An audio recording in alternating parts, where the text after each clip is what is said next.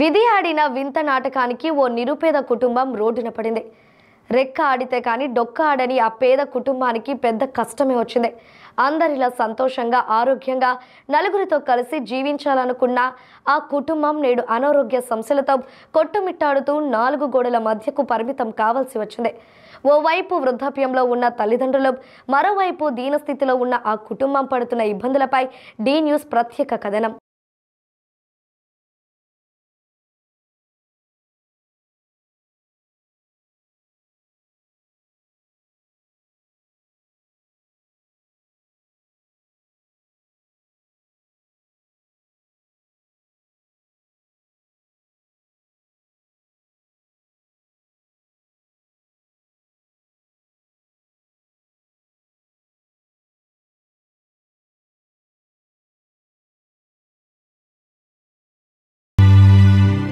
ఒంగోలు నియోజకవర్గం కొత్తపట్నం మండలం రాజుపాలెం గ్రామానికి చెందిన లింగంగుంట ఆంజనేయులు కుటుంబం రోజువారీ కూలీ పనులకు వెళ్తూ కుటుంబ భారాన్ని పోషిస్తున్నారు.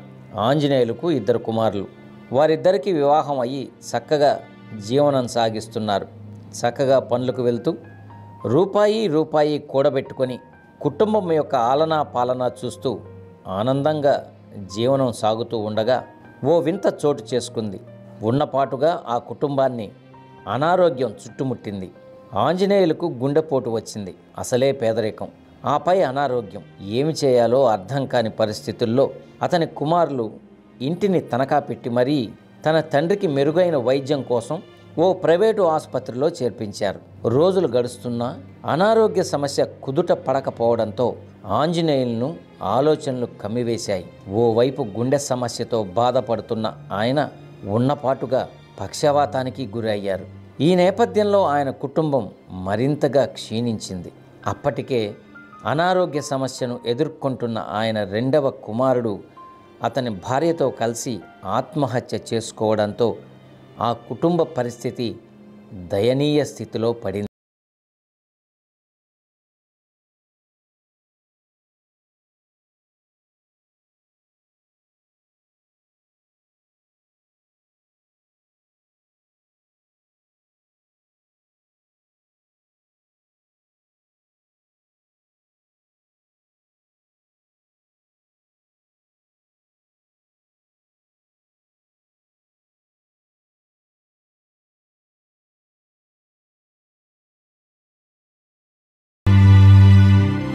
కుటుంబ భారాన్ని తన భుజస్కంధాలపై వేసుకొని ముందుకు నడిపించాలనే సంకల్పంతో ఆంజనేయులు పెద్ద కుమారుడు రోషయ్య, అతని భార్య ఇరువురు బేల్దారి పని నిమిత్తం రోజూ ఒంగోలు వచ్చి పని చేసుకుంటున్నారు. ఈ తరుణంలో రోషయ్య చేస్తున్న పని ప్రదేశంలో ఉన్నపాటున పైనుండి కిందకు పడిపోవడంతో అతని తలకు తీవ్ర గాయమైంది. అతని తలలో రక్తం గడ్డలు కట్టడంతో చికిత్సకు ఎక్కువ డబ్బుతో కూడుకున్నదని భావించి డబ్బులు లేకపోవడంతో చికిత్సకు వారు దూరంగా ఉన్నారు. అతనికైన గాయం మరింత విషమ పరిస్థితికి చేరుకోవడంతో ఆయనకు కూడా బ్రెయిన్ స్ట్రోక్ వచ్చి మాట కూడా పడిపోయింది. దీనితో ఆ కుటుంబం ఒక్కసారిగా రోడ్డున పడింది. చుట్టుపక్కల తమ బంధువులు ఉన్నా సహాయం కూడా చేయకపోవడంతో ఆ కుటుంబం చీకటి జీవితానికి అంకితమైంది. ప్రాణం ఆగిపోమ్మంటున్నా, కాలం కదిలిపో అంటున్నా ఏమీ చేయలేక ఆ కుటుంబం దాతల సహాయం కోసం నిరీక్షిస్తుంది. సముద్రంలో అలల మాదిరిగా కొట్టుమిట్టాడుతున్న ఆ కుటుంబాన్ని ఆదుకోవలసిన పరిస్థితి రోషయ్య భార్యకు ఎదురైంది. బ్రతుకు పోరాటంతో ముందుకు వెళ్తూ తమను తమ కుటుంబాన్ని ఆదుకోవాలని కన్నీరు మున్నీరుగా ఆ మహిళ రోదిస్తుంది. కుంగుపట్టి తమ కుటుంబానికి సహాయం చేయండి మహాప్రభో అంటూ కన్నీటి దుఃఖంతో విలపిస్తుంది. మరణం తప్ప తమ కుటుంబానికి పరిష్కారం లేదంటూ వాపోతుంది. అందరూ ఉన్న అనాథగా ఉన్న తమ కుటుంబాన్ని ఆదుకోవాలని ఆ మహిళ తన రోదనతో వేడుకుంటుంది.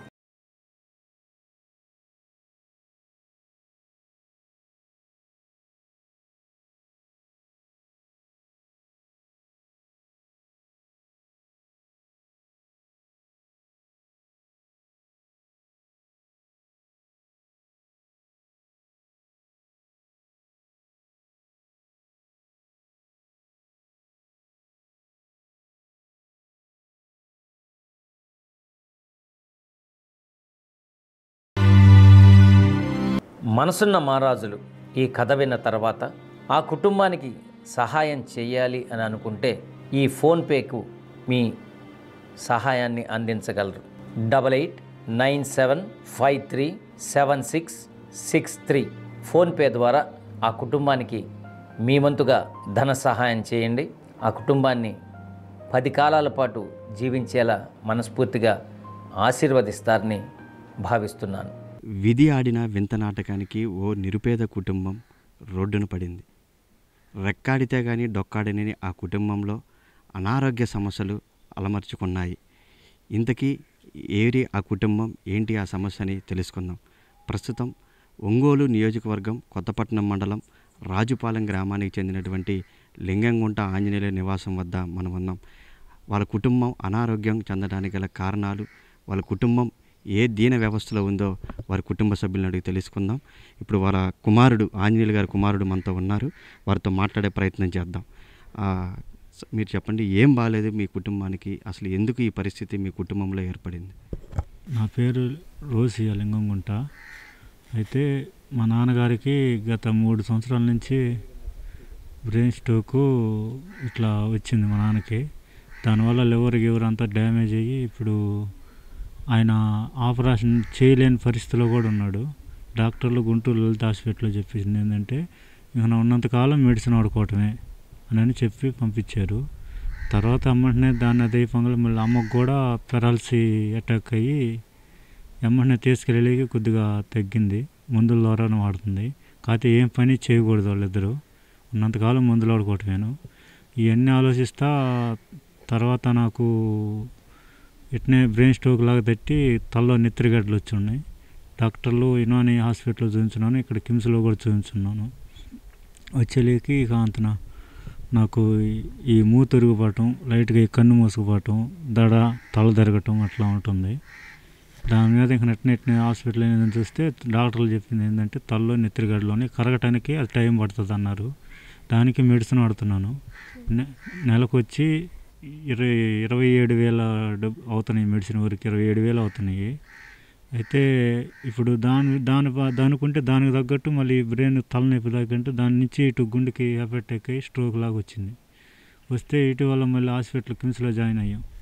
ఆ స్ట్రోక్ వేస్తే స్టెంట్లు వేయాలన్నారు. తీరా మళ్ళీ చూసుకుంటే అదేం కాదు, ఈ బ్రెయిన్ స్ట్రోక్ వల్ల ఇట్లా నరాల వల్ల అట్లా అయ్యింది. అందుకని దానికి మెడిసిన్ వాడాలా, ఉన్నంతకాలం మెడిసిన్ వాడటం, ఏ పని చేయడానికి లేదు, బరువులు పట్టడానికి లేదు అని చెప్పారు డాక్టర్లు. మీరు అసలు మీ ఫాదరు మీరు ఏ పనికి వెళ్తారు? అసలు మీకు ఈ వైద్య సహాయంకి ఎంత ఖర్చు అయింది? వీటి ఖర్చుకి మీ కుటుంబం దగ్గర మీకు ఎవరైనా సహాయం చేయటం జరిగిందా? లేకపోతే ఇదంతటి కారణం మీరు పడుతున్న కష్టం ఏంటి? మాకెవరు సాయం చేయలేదు సార్, మాకెవరు సాయం చేయలేదు. మేము ఈ ఇల్లు స్థలం తాకట్టు పెట్టి బయట తెచ్చాం. 15 లక్షల దాకా తెచ్చున్నాం. బయట అప్పు మళ్ళీ తెచ్చున్నాం. ఎవరు సహాయం ఇప్పటివరకు అయితే ఎవరు సహాయం చేయలేదు మాకు. ఏ ప్రభుత్వం చేయలేదు. ఆ ప్రభుత్వం వచ్చినప్పుడు అట్లా ఇప్పుడు ఆయన కనీసం పింఛను కూడా ఇప్పుడు కూడా ఇవ్వట్లేదు. మా నాన్నగారికి ఏ సహాయం చేయలేదు. ఇప్పటికి ఖర్చు అయింది మాత్రం 27 లక్షలు అయింది మొత్తం టోటల్ ముగ్గురికి. ఇప్పుడు ఏ పని చేసుకోలేని పని. అదిగో మా భార్య కూలీ నాలి చేస్తేనే మేము ఇప్పుడు జీవనం జరుగుతుంది. అది కూడా అంతంత మాత్రంగానే ఉంది. మాకు ఏ కొంప అనేది గూడు లేదు. ఉన్నది ఈ కొంపనే మేము ఇట్లా ఇల్లునే ఇట్లా పెట్టి తెచ్చి మా నాన్నగారికి మా అమ్మకి చూసేలేకి నా పని అయిపోయింది. తర్వాత నాకు ఈ పరిస్థితుల్లోకి ఆ అమ్మాయి కూడా వీళ్ళని అడిగి తెచ్చి తీసుకొచ్చి చూపించింది. ఇప్పుడు మొత్తం మేము 27 లక్షల దాకా అయ్యింది మొత్తం. ఇప్పుడు ఇందాక మీరు చెప్పినట్టు మీ నాన్నగారికి 2 కుమారులు అని చెప్పారు. వారి కుమారు అనేక కారణాల వల్ల మరణించారని చెప్పారు. మీరు కూడా అనారోగ్యంతో బాధపడుతూ ఉన్నారు. ఈ పరిస్థితుల్లో మీకు ఏ సహాయం కావాలి? మీరు కోరుకుంటుంది ఏంటిది? మాకు ఉన్నది ఒక్క ఇల్లు. దాన్ని మేము బయటికి తెచ్చుకోవడానికి ఆర్థికంగా మాకు డబ్బు కొద్దిగా సహాయం చేస్తే ఇది బయటికి తెచ్చుకొని మేము కొంత మాకు మెడిసిన్ పడుతున్నాయి. నెలకొచ్చి 27,000 ఇట్లా అవుతున్నాయి. 25,000 దాకా అవుతున్నాయి అట్ట మా మెడిసిన్కి. నాకు ఊరికి తగ్గేదాకా ఎందుకంటే నేను బాగుంటేనే మా నాన్నగారికి కూడా నేను చూడగలను, చేయగలను. నా పరిస్థితి కూడా అంతంత మాత్రం ఉంటే ఇక నేను వాళ్ళని ఏం చూడగలను, ఏం చేయగలను. ఒక ఆడ మనిషి చేయాలంటే ఇబ్బంది. మీకు కుమారులు కానీ పిల్లలు ఎంతమంది ఉన్నారు మీకు? ముగ్గురు కొడుకులు, అంటే ముగ్గురు పిల్లలు. ఒక బాబు, పాప, చిన్న బాబు. వాళ్ళు ఏం చేస్తుంటారు? చదువుతున్నారు. అబ్బాయి 10th, అమ్మాయి ఏమో 7, చిన్న బాబు 1వ క్లాసు చదువుతున్నారు. వాళ్ళిద్దరు ఇప్పుడు స్కూల్కి వెళ్ళి ఉన్నారు. ఇదిగో బాబు ఒకడు ఉన్నారు, ఇట్లమ్మ బాబు. అమ్మ మీరు చెప్పండి, ఈ కుటుంబ భారం మొత్తం ఇప్పుడు ఒక స్త్రీగా మీ మీద పడింది. మీకు ఒక చూస్తుంటే వెనక బ్యాక్ బోన్ సపోర్ట్ కూడా ఏమి లేనట్టు కనిపిస్తుంది. మరి వీళ్ళందరినీ మీరు ఒంటి చేత్తో మీ కష్టంతో ఎట్లా లాక్కొస్తున్నారు? నేను కూలీనాలకు వెళ్తున్నాను సార్. వెళ్ళిన రోజే డబ్బులు రోజు ఇవ్వట్లా, పోయిన రోజు కూడా ఆపుతున్నారు డబ్బులు. ఇంట్లో జరగట్లా. ఎవరన్నా సహాయం అడుగుదామంటే వాళ్ళు ఏనంగా చూస్తారు. ఎవరు ఫోన్లు ఎత్తట్లా, ఫోన్లు చేస్తున్నా ఎవరు ఎత్తట్లా. ఎవరైనా అయిపోయిన వాళ్ళు సహాయం అడుగుదామంటే ముందు ఇచ్చాం కదా డబ్బులు, అవి ఇలాపోతున్నారు. అయినా మీ ఇంట్లో ఎవరు పని చేసేవాళ్ళు ఉన్నారు మీకు డబ్బులు ఇవ్వటానికి? మీ మామయ్య మూలన పడ్డాడు, మీ అత్తమ్మ, మీ ఆయన అందరూ ఒక్కదానే చేయాలి. నీకు పోయిన రోజు వస్తే లేతలేదు, నువ్వు ఎట్లా తీరుస్తావు డబ్బులు అని అడుగుతున్నారు. నేను ఆడ మనిషిని, ఏ పనికైనా పోయేది నేను చదువుకోవాలి, మా ఆయన చదువుకోవాలి, మా అత్తమ్మ ఎవరు చదువుకోవాలి.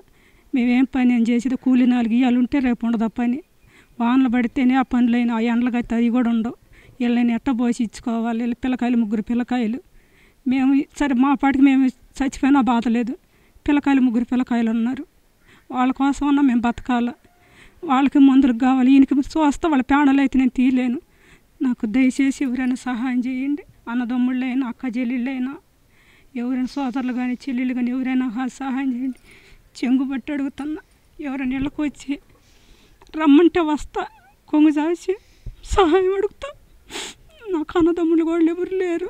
అమ్మ నాన్న ఉంటే వాళ్ళు ముసలివాళ్ళు, 80 సంవత్సరాలు 70 సంవత్సరాలు వాళ్ళకి. ఇంతకాలం వాళ్ళే చూశారు, ఇంకోళ్ళు ఎవరు చూడరు. ఎవరు తోడబుట్టిన వాళ్ళు కానీ అయిపోయిన వాళ్ళు కానీ ఎవరు ఫోన్ చేయట్లా.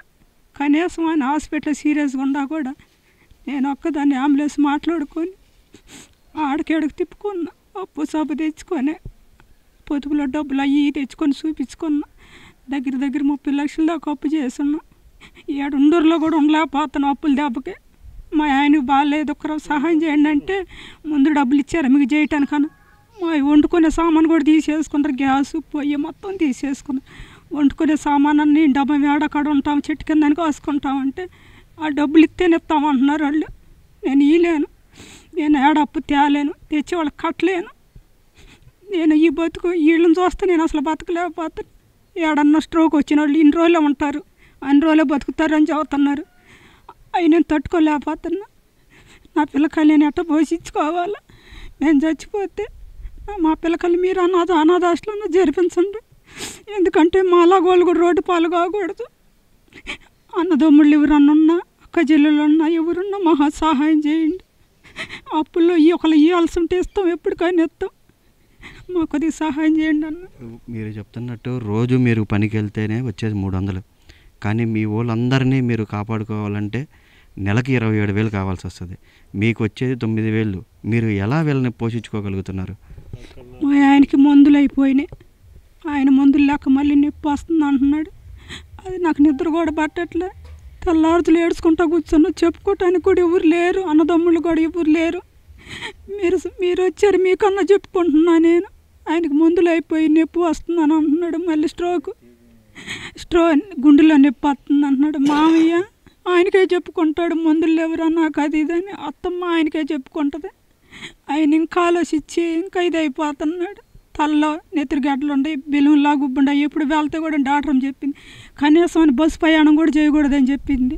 నువ్వు ఆడ కదలకూడదు, ఏదో ఒకటి టీ కొట్టు అన్న పెట్టుకుంది. టీ కొట్టు కూడా పెట్టుకోకూడదు, నుంచోకూడదంట. కనీసం 40 నిమిషాలు కూడా నుంచోకూడదంట ఆయన. కానీ ఈ ఉండూరు వాళ్ళు అయినా సరే సహాయం చేస్తాము, రమ్మంటే బయట కొంగి పెట్టి అడుక్కుంటున్నా. అందరూ ఇలా తిరగమన్నా తిరుగుతా నేను. నా కుటుంబం కోసం నాకేం ఎక్కువ కాదు, అడుక్కొచ్చుకొని అని పెట్టి కనీసం అడుక్కోవటానికి కూడా తెలియదు. ఇక్కడికి పోతే నీవు బాగానే ఉండవు కదా, పని చేసుకోవచ్చు కదా అని అంటారు. ఇప్పుడు వీళ్ళందరికీ తెలుసుగా ఉండూరు వాళ్ళకి. వాళ్ళు వెళ్ళకపోయినా అడుక్కుంటా, వాళ్ళు కానీ రమ్మంటే.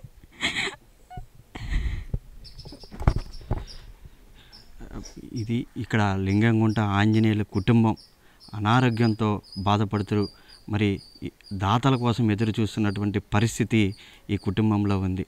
బ్రతుకు భారమై జీవితం అంధకారంలో కొట్టమిట్టాడుతున్నటువంటి లింగంగుంట ఆంజనేయుల కుటుంబానికి దాతృత్వం కలిగిన సేవాదాతలు ముందుకొచ్చి వారి కుటుంబాన్ని ఆదుకోవాలని చెప్పి కూడా డి న్యూస్ మనస్ఫూర్తిగా కోరుకుంటుంది. అనేక మంది స్వచ్ఛంద సంస్థలు ఇప్పుడు నడుపుతూ ఎంతోమందికి సేవా గుణంతో సహాయ సహకారాలు అందిస్తున్నారు. వాటితో పాటుగా ప్రభుత్వం కూడా వీరి కుటుంబం మీద ఒక చూపు చూసి ఆ దయ దలిచి వారికి ప్రభుత్వ పరంగా ఏమన్నా ఆర్థిక సహాయం కూడా చేయడంతో పాటు దాతలు ముందుకు వచ్చి వీరి కుటుంబాన్ని ఆదుకుంటే 4 జీవితాలు బాగుపడతాయని మనస్ఫూర్తిగా కోరుకుంటూ పెద్ద హృదయం కలిగిన వాళ్ళందరూ కూడా ఈ రాజుపాలెంలోని లింగంగుంట ఆంజనేయుల కుటుంబాన్ని ఒకసారి చూసి పరిశీలించి వారికి చేయూతనందించవలసిందిగా కోరుతా ఉన్నాం. కెమెరామెన్ రవితేజతో అశోక్, డి న్యూస్, ఒంగోలు. దయచేసి మా దాతలు రమ్మంటే మాకు మా కుటుంబానికి మా ఆదుకోవాలని మీ పాదాలు పట్టుకొని వేడుకుంటున్నాను. దాతలు రమ్మంటే సాయం చేయండి. మా కుటుంబం మొత్తం బజార్ని పడింది. సాయం చేస్తే దాతలు పేరు చెప్పుకుంటూ బతుకుతాము.